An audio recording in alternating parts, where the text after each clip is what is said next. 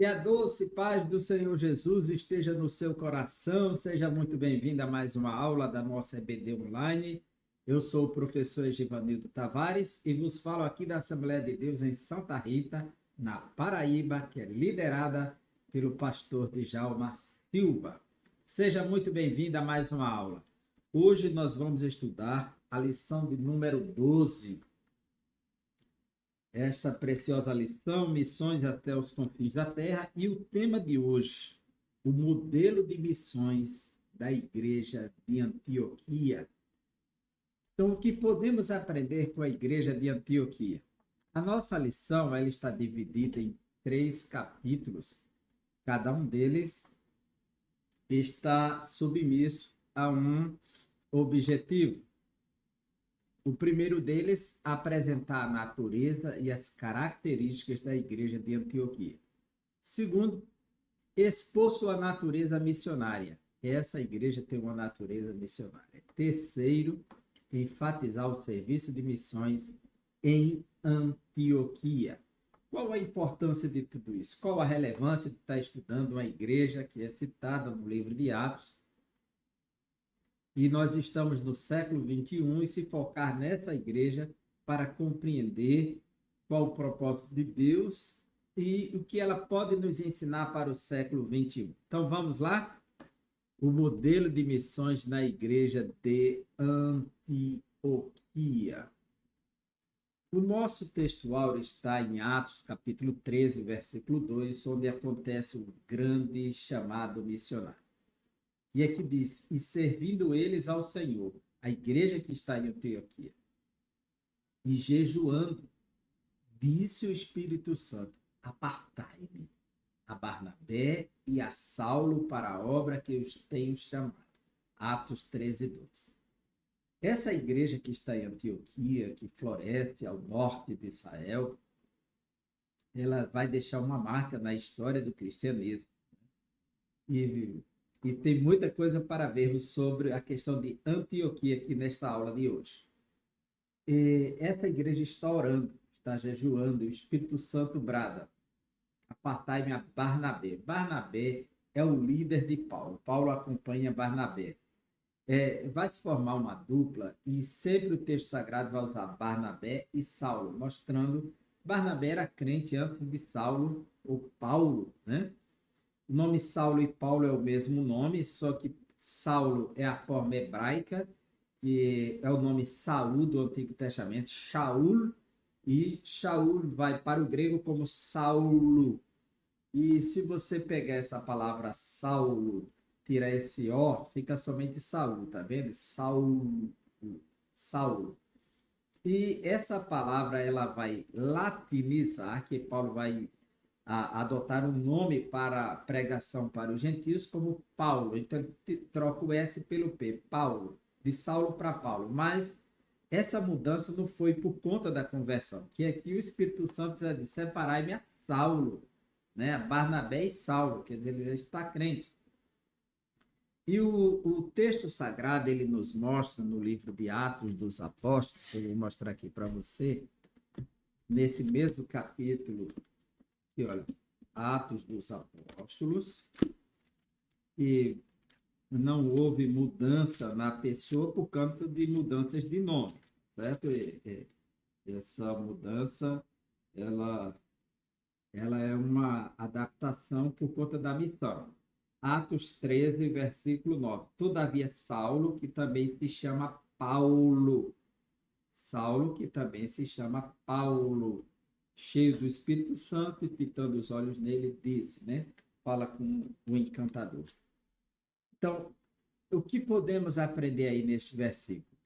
A igreja, ela estava servindo eles ao Senhor. Veja, é uma igreja ativa.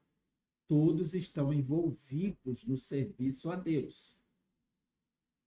Aí a Bíblia diz, e jejuando, ou seja, era uma igreja dependente. Quer dizer, o jejum é pessoal. Veja que a atividade coletiva de ir, fazer, sair, anunciar, pregar, é o serviço. Agora, o jejum é uma decisão pessoal de autossacrifício, de que mostra a dependência de Deus, onde você anula a sua vontade de querer se alimentar, de satisfazer o corpo para se encher de Deus. O jejum é um autossacrifício. Então, ir jejuando. Então, é uma igreja dependente, é uma igreja ativa no serviço, mas é uma igreja dependente. Ela aprendeu a depender do Senhor. Então, ela será uma igreja guiada pelo Espírito Santo. Disse o Espírito Santo: apartai-me a Barnabé e a Saulo para a obra que os tenho chamado. Veja que o Espírito Santo vai dizer: apartai-me, ou seja, aparte para mim. Não é para vocês, não é para a comunidade, é para mim. Para o...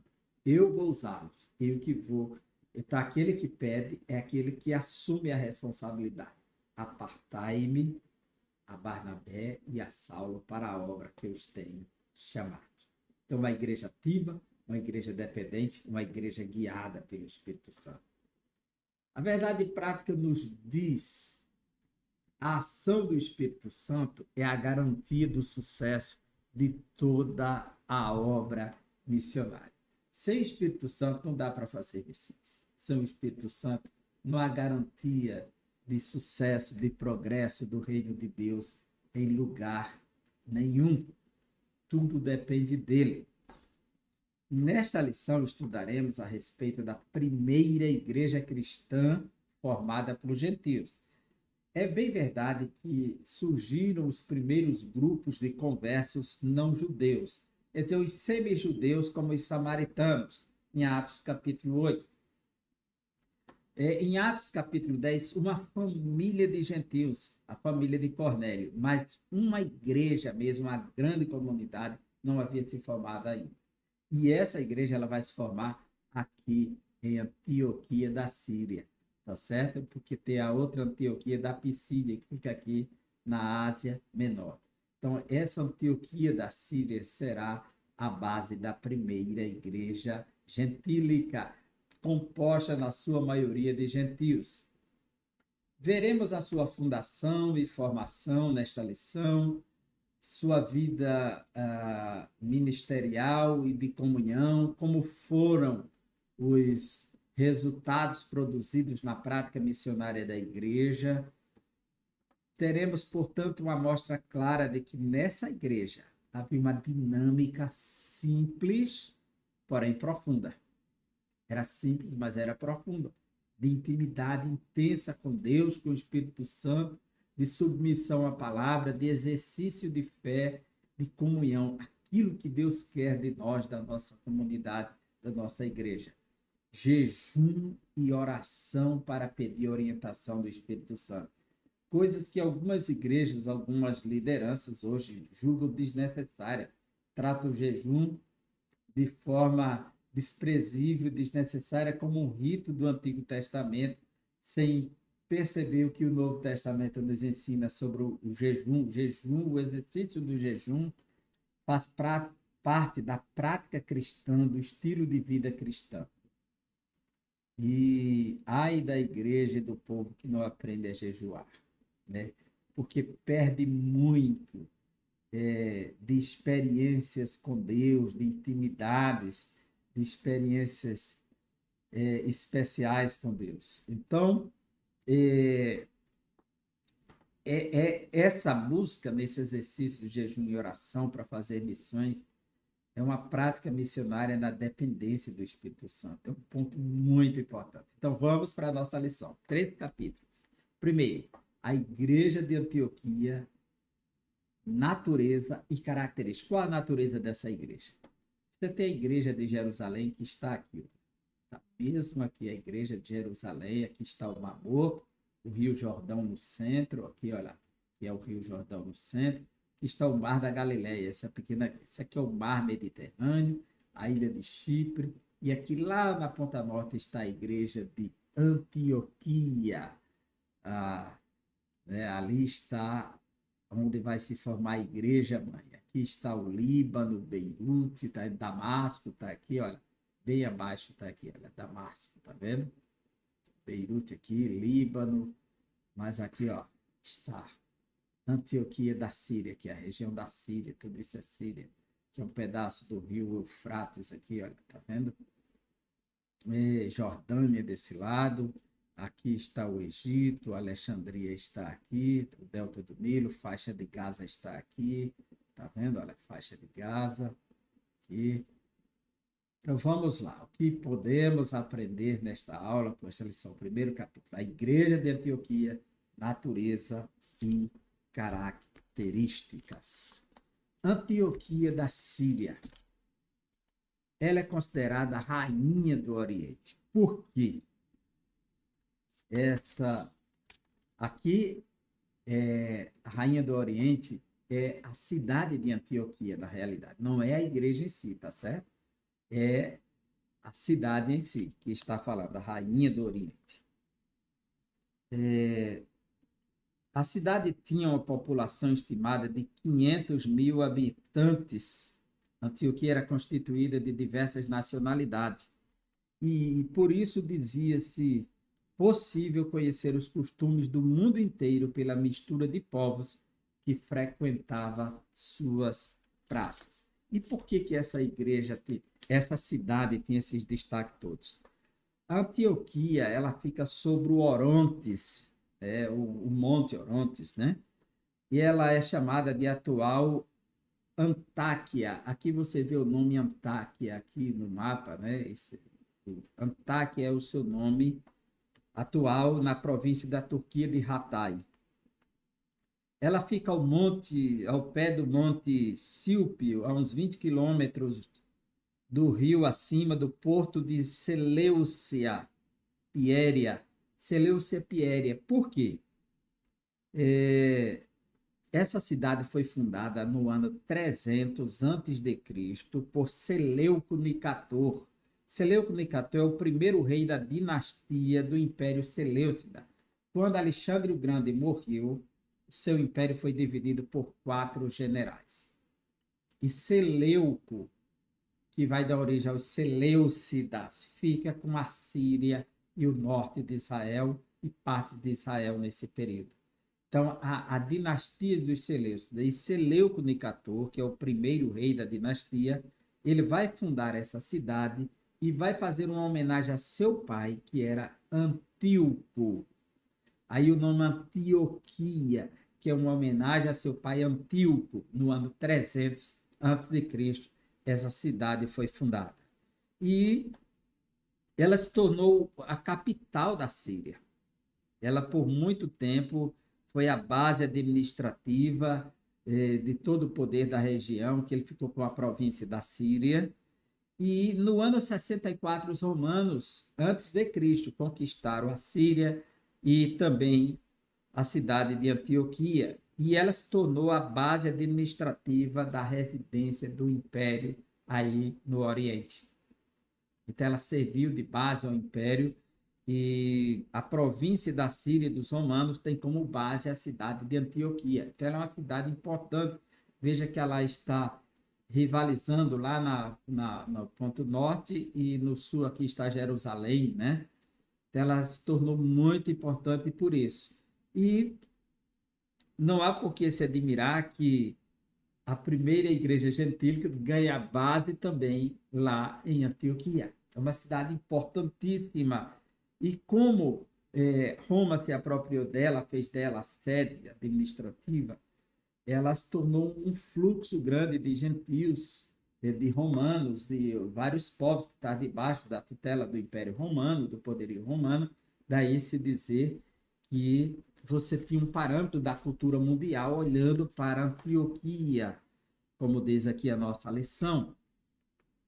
Não por acaso essa cidade tornou-se a segunda capital do cristianismo depois de Jerusalém e a sede de missões da igreja cristã. Por isso o evangelista Lucas altera o foco da sua narrativa, outrora centralizada aqui em Jerusalém, agora centraliza em Antioquia da Síria.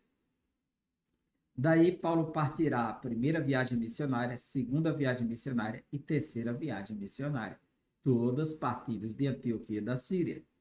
Veja como isso é importante. Atos 13, Atos 15 e Atos 18. São as 3 viagens missionárias partindo de Antioquia da Síria. Outro, se não confundir essa Antioquia da Síria com a Antioquia da Pisídia, que fica na região da Ásia Menor, que é aqui na região norte, daqui, né, nessa região aqui, tá certo? Ela fica aqui, a outra Antioquia é a região da Pisídia aqui. Eu vou mostrar mais à frente, no outro mapa, as 2 Antioquias, tá certo? Então fica aí comigo. Então, ela se torna a segunda capital do cristianismo. Se tornou uma cidade célebre, importante para o campo da fé. A igreja em Antioquia, ela é gerada como fruto da grande perseguição que começa aqui em Jerusalém, que dispersa os cristãos. A morte de Estevão, o primeiro mártir, dispersou cristãos para Samaria, outra região. Então, assim como Filipe desce para Samaria, vai para a região norte, ali, centro-oeste, na realidade, entre a Galileia e Jerusalém, outros vão para fronteiras além, né? Eles vão partir, alguns, justamente para a ilha de Chipre, e de Chipre eles vêm para Antioquia. Eles vão pegar o navio, vão para cá, e daqui eles voltam para cá. É isso que a Bíblia nos mostra, o roteiro dos fundadores da igreja de Antioquia. O Espírito Santo dirigiu os passos dos primeiros cristãos dispersos para os confins da terra, chegando, portanto, a Antioquia da Síria. Conforme a gente vê em Atos, capítulo 11, a gente lê aqui o livro de Atos, versículos 19 em diante, os que foram dispersos pela perseguição que sucedeu por causa de Estevão, caminharam até a Fenícia e Chipre. Veja que ele está falando aqui Fenícia, que é mais aqui ao norte, e Chipre aqui, tá certo? Que é a ilha de Chipre. E Antioquia, versículo 19, não anunciando a ninguém a palavra, senão somente aos judeus. No entanto, o foco deles era somente os judeus, inicialmente. Mas aí o evangelho vai atingir a todos. E havia entre eles alguns homens cíprios e sirinenses, ou seja, que vieram da ilha, né, de Chipre, da Cirínia, e os quais entraram em Antioquia falaram aos gregos anunciando o Senhor Jesus, ou seja, anunciou aos gentios. Eles agora compartilharam com os gentios. Aqueles que foram atingidos na região de Chipre, da Cirínia, que eram gregos, que eram gentios, levaram o evangelho para os gentios. E a mão do Senhor era com eles, e grande número creu e se converteu ao Senhor. Então, quando essa notícia chega em Jerusalém, que a igreja está crescendo, a igreja de Jerusalém vai inspecionar, vai avaliar o trabalho e o resultado será muito positivo. Então, aqui Antioquia se tornou o centro de missões. É importante ressaltar que havia apenas 2 cidades mais importantes do que Antioquia da Síria, que era Roma e Alexandria. Então, essas eram as 2 cidades mais importantes. Portanto, o evangelho pregado a partir de Antioquia para outras regiões do mundo era espiritualmente estratégico. É uma cidade junto a um porto, né, aqui, o porto principal, e isso vai ajudar muito a expansão do evangelho. Uma obra de leigos, a mão do Senhor estava sobre eles. E a chegada de Barnabé a Antioquia da Síria. Não foram os apóstolos ou obreiros que fundaram a igreja de Antioquia. Veja só, uma grande obra nem sempre é inaugurada por grandes líderes que tenham grandes nomes, grandes títulos. Não foram os apóstolos, basta que seja crente nascido de novo e testemunha do evangelho, que esteja de acordo com o evangelho, com a palavra do Senhor. Mas os leigos, os discípulos e os crentes em geral, outrora dispersos por causa da perseguição em Jerusalém, que anunciava o evangelho aos gentios e, consequentemente, fundaram a igreja em Antioquia. Por causa do anúncio do evangelho, a mão do Senhor estava sobre os crentes dispersos em Antioquia, o que fez com que muita gente se convertesse a Cristo. Essa notícia chegou em Jerusalém a ponto de os apóstolos enviarem Barnabé para verificar de perto o que estava acontecendo. Barnabé viajou mais de 400 quilômetros de Jerusalém até Antioquia. Ao chegar à cidade, ele se alegrou ao constatar que a graça de Deus havia alcançado muita gente e exortou a todos que permanecessem firmes no Senhor. Nessa oportunidade, pela primeira vez, os discípulos da igreja de Antioquia foram chamados cristãos, que é um ponto interessante a ser ressaltado. Que Paulo se converteu em Atos capítulo 9. E em Atos capítulo 9, Paulo ele foi para a região da Arábia, onde passou cerca de 3 anos, depois voltou para Damasco, que está Damasco, abaixo de mim aqui, ó, Damasco, certo? Damasco. Então, Paulo volta para Damasco, de Damasco ele desce para Jerusalém. Quando ele chega em Jerusalém, ele será perseguido e ameaçado. Então, os irmãos colocam ele no porto aqui em Cesareia e ele viaja para onde? Para Tarso, a sua terra natal. Ele vai passar cerca de 10 anos aqui em Tarso. É o período que vai nascer a igreja de Antioquia. Quando Barnabé chega aqui, começa a pregar o evangelho, ele precisa de ajuda. Então, ele vai até Tarso, chama Paulo, volta para Antioquia e começa a pregar o evangelho. Cerca de um ano, quando o povo viu tudo aquilo, então reconheceram que eram seguidores de Cristo.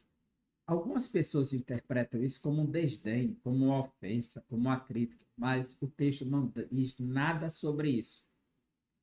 Como diz F.F. Bruce, grande intérprete do Novo Testamento, um erudito cristão conservador, ele diz que esse reconhecimento de cristãos vem por parte dos gentios, que eles são seguidores de Cristo, já que a palavra Cristo quer dizer ungido ou Messias em hebraico.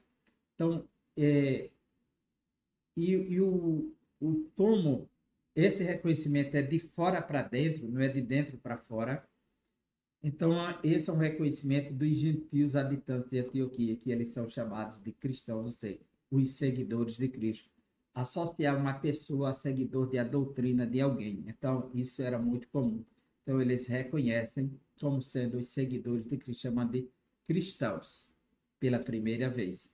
E o livro de Atos dos Apóstolos, ele nos mostra isso. Veja só aqui comigo, Atos, capítulo 11. Quando Barnabé chega aqui, em Antioquia, muitos se alegraram, Atos capítulo 11, versículo 23, e 24 e 25. Porque era homem de bem, cheio do Espírito Santo, Barnabé, e de fé, muita gente se uniu ao Senhor. E partiu Barnabé para Tarso a buscar Saulo, que está habitando lá por cerca de 10 anos, desenvolvendo um ministério que não temos notícia no livro de Atos, nem em outro lugar. E achando-o, conduziu para Antioquia. E sucedeu que todo um ano se reuniram naquela igreja, ou seja, Paulo e Barnabé, na liderança do ensino, e ensinaram muita gente. E em Antioquia foram os discípulos, pela primeira vez, chamados cristãos. Então, esse é o resultado positivo desse trabalho de ensino glorioso ali na igreja de Antioquia. Uma igreja missionária em ação. Havia alguns profetas e doutores. A Bíblia nos mostra que Deus concede dons à igreja querendo o aperfeiçoamento dos santos. Efésios capítulo 4, versículo 11 diz: a uns ele concedeu para apóstolos, a outros para profetas, a outros para evangelistas, a outros para pastores e a outros para mestres, querendo o aperfeiçoamento dos santos. Esses dons foram dados à igreja. Não são títulos, são dons, são capacitações sobrenaturais para servir a igreja, para a edificação da igreja. Esse é o propósito dos dons. E nessa igreja havia profetas e doutores. E Deus levanta o profeta no hebraico é o Nabi ou Hosei, ou Roer. E o Hosei no Antigo Testamento quer dizer o vidente, aquele que vê, que profetiza com visões. O profeta no Antigo Testamento é Nabi, é aquele que anuncia Nabuá, a profecia, a mensagem ou a vontade de Deus para as pessoas. O profeta é aquele que anuncia de forma que anuncia as necessidades do presente. Eles são levantados em momentos de crise, de dificuldades, para orientar os líderes ou a nação. E anuncia também o futuro, é uma mensagem preditiva. Então, pode ser para o futuro, como pode ser para o presente. Aqui no livro de Atos, há uma necessidade no presente e eles é comunicado por meio de profecia. Estava jejuando e orando eles, quando de repente o texto sagrado disse: na igreja que estava em Antioquia havia alguns profetas e doutores. Doutores aqui são mestres, ensinadores, pessoas aptas para ensinar a palavra de Deus. A saber, Barnabé, que é um doutor, e a Simeão, chamado Níger, e Lúcio Cirineu, e Manaém, que fora criado com Herodes, tetrarca, e Saulo.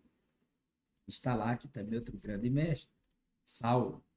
Então, havia esses dons dentro da igreja, como os demais dons, mas o destaque aqui é porque numa reunião, num culto, onde há jejum, oração, e há pessoas capacitadas, a igreja vai ser edificada. E os dons, eles estão a serviço da igreja, e só vai cessar esses dons quando o Senhor voltar. Paulo diz que não falta nenhum dom até que o Senhor volte. Está em 1 Coríntios 1, 7 e 8. E essa liderança era uma liderança servidora. Como sabemos disso? Nós sabemos que a igreja ela é diversa. Havia entre eles Barnabé, o consolador, o misericordioso, Simeão, um negro africano, né? Lúcio, Cirineu, também africano, de Cirene, Manaém, irmão de criação de leite, de Herodes, o de leite, porque foi alimentado no mesmo seio, o de criação foi criado junto, o tetrarca Herodes Antipas, aquele que mandou decapitar João Batista. Menahem era da família dele, está presente Saulo, um ex-fariseu, um ex-perseguidor da igreja, está com eles também. Então, essa igreja ela é composta de muita gente, todos estão servindo. Uma profunda comunhão de adoração e oração, serviço na diversidade de pessoas salvas, trazia convicção de trabalho em favor de multidões não alcançadas na Ásia Menor, na Ásia, na Europa. Quer dizer, quando a igreja se une como corpo, como comunidade, como templo de Deus, que ela está no mesmo propósito, em comunhão, em adoração, em jejum, em oração, em busca, não há outra alternativa a não ser ouvir a voz do Espírito Santo dizendo: separai-me, separai-me a Saulo, a Barnabé e a Saulo para a obra que eu os tenho chamado. Então, o mesmo Deus, o mesmo Espírito atua na mesma igreja quando ela se dispõe a fazer a mesma coisa. Esse é o nosso Deus. Apartai-me a Barnabé e a Saulo. A gente vê nesse ambiente de sensibilidade espiritual, o Espírito Santo ordenou que separasse Barnabé e Saulo. Em seguida, eles foram enviados para o campo. Note que antes de receber a orientação do Espírito Santo, a liderança, profetas e mestres e toda a igreja estavam no propósito de jejum e oração. A igreja orava, a igreja jejuava, a igreja buscava, a igreja dependia de Deus. Após receber a orientação do Espírito e antes de enviarem Barnabé e Saulo ao campo missionário, profetas e mestres e toda a igreja continuavam jejuando e orando. Veja o versículo 3. Então, jejuando e orando e pondo sobre ele as mãos, os despediram. É importante que pondo sobre ele as mãos, que indica que quem envia é a igreja e quem é responsável é a liderança. Assim como os apóstolos ordenaram os diáconos pondo sobre ele as mãos, aqui também a imposição de mãos pela liderança da igreja. Ninguém pode se constituir missionário por conta própria, se achar, se sentir. Não, é o Espírito Santo que revela e a liderança que ordena, que envia, que é um ponto muito importante, né? E os despediram. E assim estes enviados pelo Espírito Santo desceram a Seleucia. O Espírito Santo usou a liderança para impor as mãos sobre eles e ordená-los a Missão. Então, quem quer ser missionário precisa depender da liderança da igreja, que está sendo usada, constituída pelo Espírito Santo para fazer este serviço. Os chamados executam a obra. É assim que acontece. Então, é uma grande lição para nós aqui.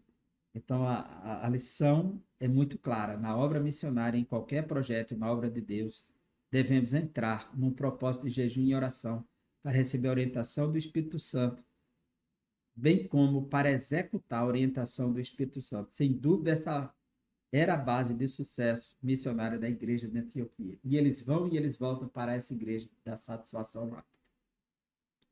O serviço de missões. Aqui está a Antioquia da Síria. Aqui está a Antioquia da Pisídia, tá vendo? Na Ásia Menor. Aqui está a ilha de Chipre. Né? O início das missões cristãs. A narrativa de Lucas, que denominamos de primeira viagem missionária de Paulo, começa em Antioquia com a escolha de Barnabé e Paulo pelo Espírito Santo para uma obra especial. João Marcos, autor do evangelho que leva seu nome, permaneceu em Jerusalém até ser levado para Antioquia por Barnabé, que era seu primo. E Paulo, que regressava de uma missão de socorro a Jerusalém. Quando partiram para Chipre na sua primeira viagem missionária, levaram João Marcos em sua companhia. Porém, ao chegarem a Perge, na Ásia Menor, Marcos os deixou e regressou para Jerusalém. Veja que nem todos estão totalmente aptos para fazer o serviço.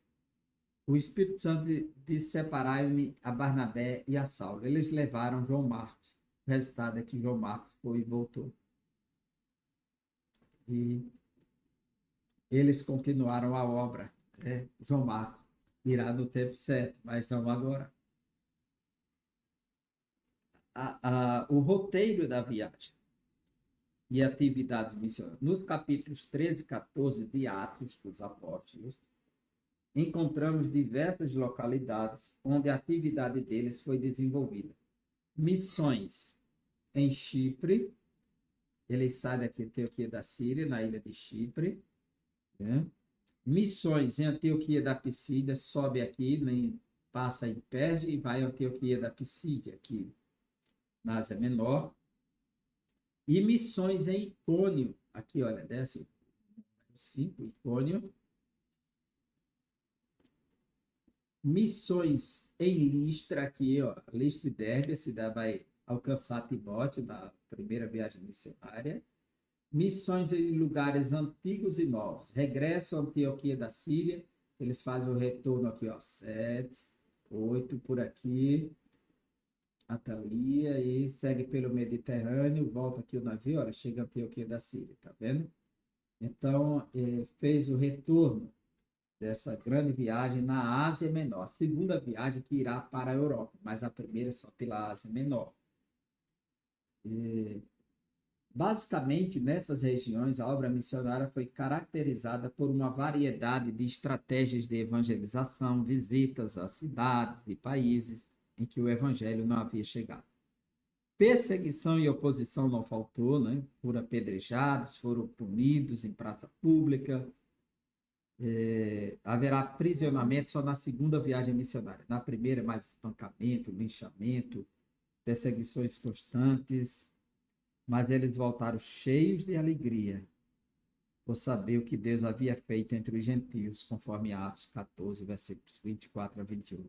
Eles poderiam dizer de sã consciência: missão cumprida. Missão dada, missão cumprida. Prestando contas, ao final de cada uma das viagens missionárias, Paulo e sua equipe prestavam contas à igreja que os havia recomendado. Veja o que diz. Eles partem no capítulo 13, mas no capítulo 14 diz assim, 26. E dali navegaram para Antioquia, de onde tinham sido encomendados a graça de Deus para a obra que já haviam cumprido. E quando chegaram e reuniram a igreja, relataram quão grandes coisas Deus fizera por eles e como abrira aos gentios a porta da fé. No capítulo 15 de Atos, diz assim,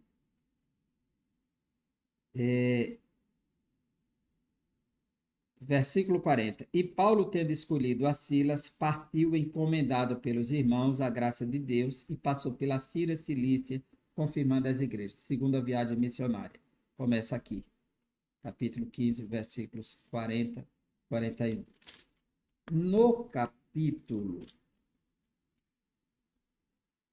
18,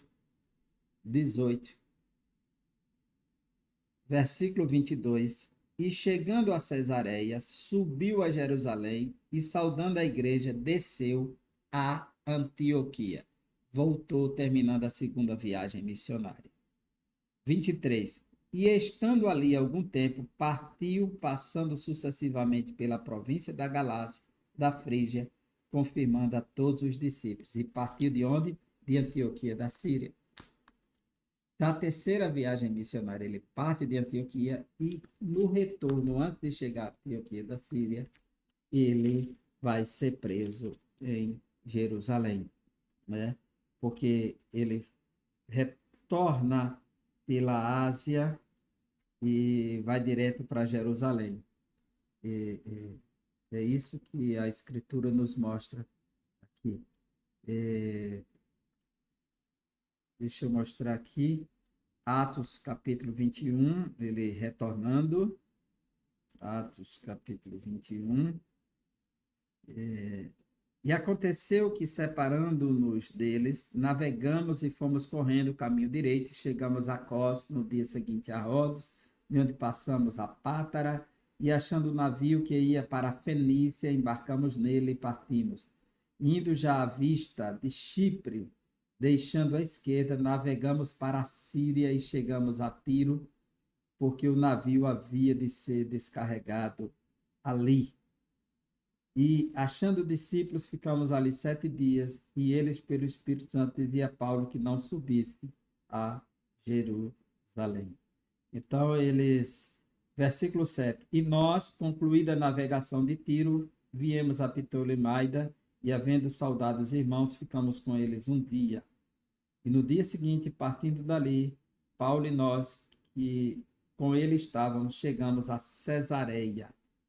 Então, ele voltou, foi descendo para Jerusalém, a terceira viagem, mas sempre prestando contas à igreja que havia enviado.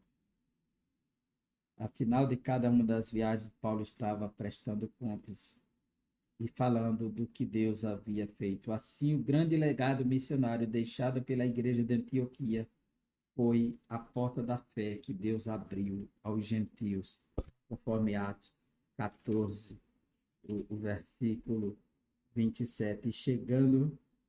E quando chegaram e reuniram a igreja, relataram quão grandes coisas Deus fizera por eles e como abrira aos gentios a porta da fé.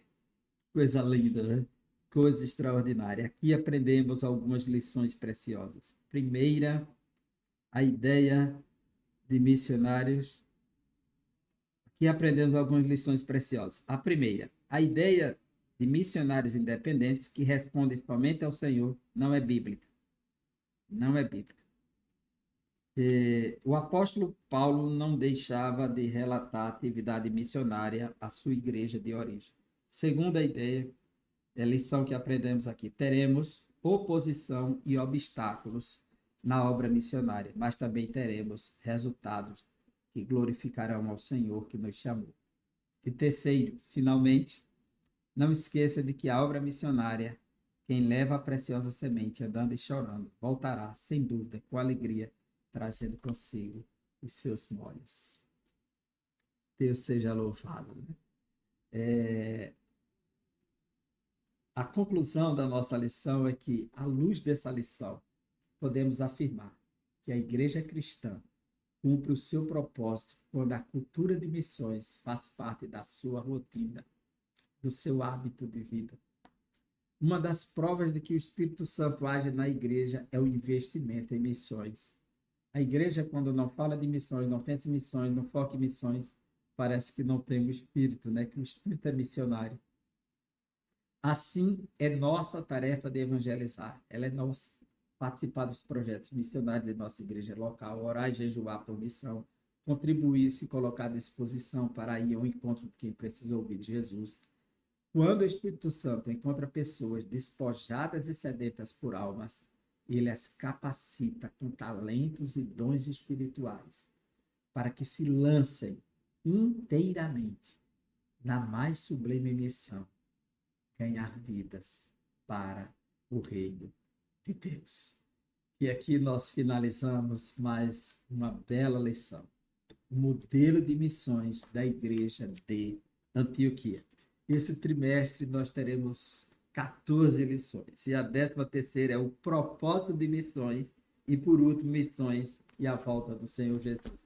Que Deus abençoe você, que Deus abençoe seu ministério, que Deus abençoe sua aula, sua classe, seus alunos. E até a próxima aula, se Deus assim nos permitir. Um grande abraço.